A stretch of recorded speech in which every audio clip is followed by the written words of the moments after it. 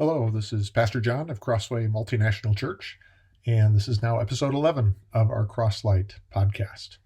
Before jumping in, I just want to say how encouraged I am from this past weekend. It started early with a retreat with our elders, Friday afternoon through Saturday afternoon. How encouraging it was for me. Times of rich conversations, prayer together, fun times together, doing practical things to get work done. I'm really thankful for that time and for God's gift of these elders in that space. So I'm thankful for that. And also the day Sunday was very encouraging with, of course, our wonderful meal. Also the times to hear testimony about God's work in challenging places, in times of persecution. It's wonderful to hear testimony of how God has brought real good, even through great challenge, and the confidence that He will keep doing that. We are thankful for the ways that we in our community can be directly connected with people enduring persecutions beyond anything that I know, and yet to be encouraged and strengthened and called to participate in ways that we can in supporting them. So I'm encouraged. In this podcast, we've been spending a bit of time thinking about the vision to be a radiant church, a radiant community, and we want to be a church that shows the multifaceted wisdom and glory of God in ways that show His beauty, and what a privilege that is. We long to be a church that shows His character and shows His will being lived out on earth. So we pray and we seek after that. As a part of that, we've been thinking about conversations, and sometimes we call them complex conversations. Today, I'm thinking of the word vibrant conversations. There's energy, there's movement. Sometimes they're challenging. Sometimes they aren't negative in the challenge. They're really rich and encouraging times. And we want to know, what does that look like? The key thing we've been thinking about is it's talking about complex things. So things that aren't simple, multiple perspectives in them. And we do that in a way that builds us up and builds us together rather than tearing us down and tearing us apart. And we want to learn how to do that. So over the last two episodes, thinking about the foundation and the entry door, thinking of the idea of the metaphor of a family room conversation, to have the people together in a house who are in a household together to talk things through together in a way that helps us in our journey.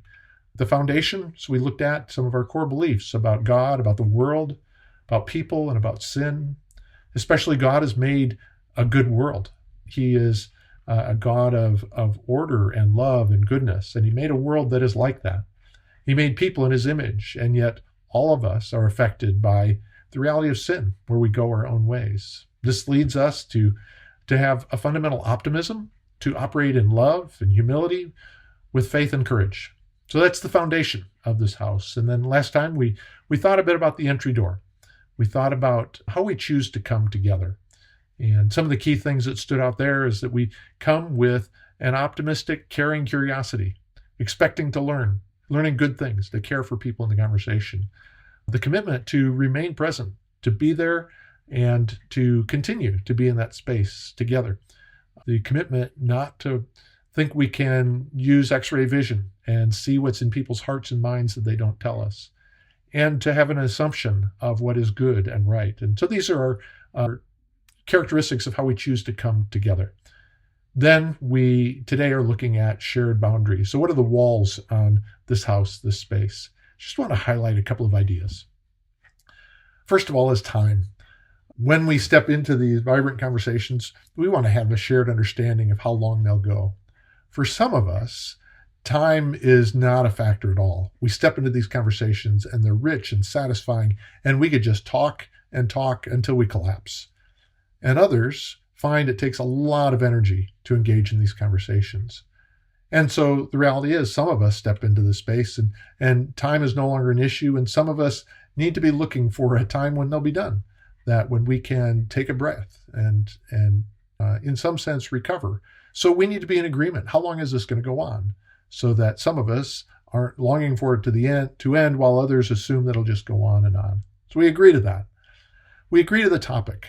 So we expect that when we step into these conversations, we know what we're going to talk about. Now, one answer to that question is whatever comes. And so that would be something we could agree on. That we're just going to talk about whatever comes up, and wherever it goes, we'll go there. Or we say, when we step into the conversation, this is what we're going to talk about this time. There are boundaries on it. And if somebody starts to wander off of that territory, that we say, well, actually, that's a good conversation. We could do that another time. But this is what we agreed to talk about this time. So time and topic, and then purpose. Why are we having this conversation? And a fundamental way to me that's helpful to describe this is convergence or divergence. Convergence says we need to come to a shared understanding. We need to make a decision about what we're going to do about something. That's very different from saying our purpose is to know what the thoughts are, to better understand a greater variety of things. We don't have to convince anybody of anything. We don't have to come to an agreement. Those are two very different kinds of conversations, both very good. We need to have an agreement when we start of what our purpose is, and especially if we're converging, what are we having to converge upon? What are we having to decide? Another key shared boundary is emotional temperature. What I mean by that is some conversations will be challenging in terms of strong emotions, positive and negative. And we need to be in agreement on what range of emotions are okay. Some cultures and some of us are very comfortable with expressions of strong emotion, positive and negative, to shout, to make direct accusations about people. And this can be a very helpful way for many of us to engage. And others of us, as soon as it starts that direction, we shut down.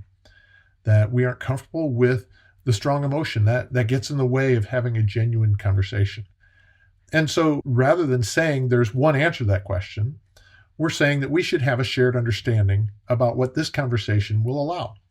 And if we step outside of that, we agree to step back and take a breath, take a breather, so that we can stay in the space that we agreed with.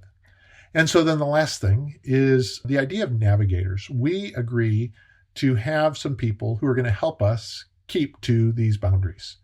There are two kinds of navigators. One is the conversation navigator, and this is the person who's going to guide our walk through the content. This is the person who will guide maybe with an opening question and guide the flow. And sometimes one person will speak at a time as we go around the table. Another time it's whoever would like to speak. Maybe there'll be times of silence. This is the conversation navigator. This is the person who will guide us in that process. And before we begin, we agree with who that will be.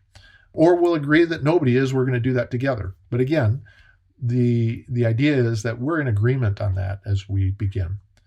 And then the boundary navigator is the person who will help us keep to what we agreed to as shared boundaries. So the boundary navigator is going to be the one who says, hey, we're running out of time. We're going to have to wrap up, or we're near the end of time for this segment.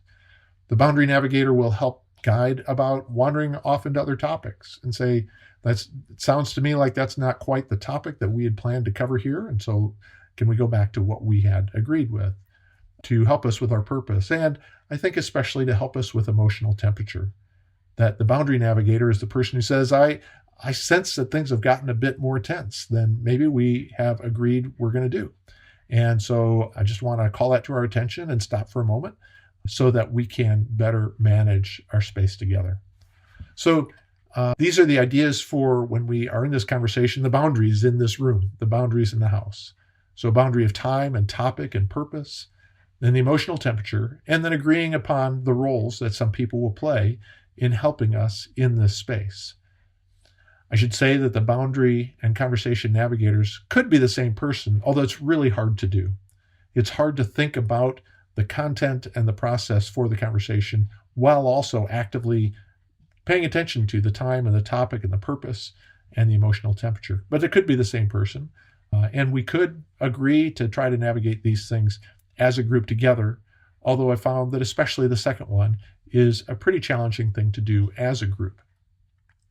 So we've thought about the foundation, about the entry door, and now the shared boundaries. And the next time we'll be looking at the specific conversation strategies. The thing I want to end with today is, first of all, prayer. These are challenging things. These conversations are rich and good, and yet we know there's so much in our culture today that's going against having these conversations in a way that builds us up rather than tears us down. And so we want to pray. So I invite you to pray. Pray in our Thursday morning time, pray other times that you connect with people. And we're convinced that these ideas are helpful for conversations wherever they might be. And so we encourage each of us to approach conversations with this framework. And when you're having a conversation with somebody that might be a challenging one, I think it's really helpful to talk about boundaries together. Say, here's what we'll talk about, and there's an ending time, and when it is, we'll call time out because the emotion has gotten to a space that we're not comfortable with. So the encouragement is to try these things out, and especially I want to highlight paying attention to emotions. I think it's so important. And a key thing, first of all, is to be curious about my own emotions and the emotions of others. When I sense something's going on, I think I sense that there's a strong emotion coming before I know what it is. And to pay attention to that and to be curious and say, what am I feeling and why am I feeling that? And when I notice somebody else seems more tense, that their voice has changed or their posture, it's clear that there's strong emotion, to be curious. Say, I sense that something has touched a nerve. I'm curious what that is.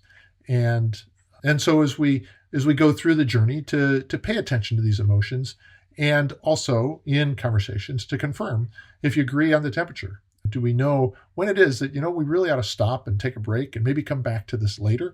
Or when we agree that whatever the emotions are, we should keep plowing through. We should be in agreement on that.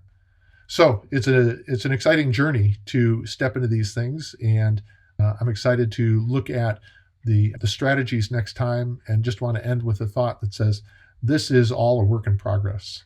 We're stepping into these things and learning, and I expect that we will never stop learning. And so this is where the framework stands today. Love your input and your ideas as we continue in this journey together.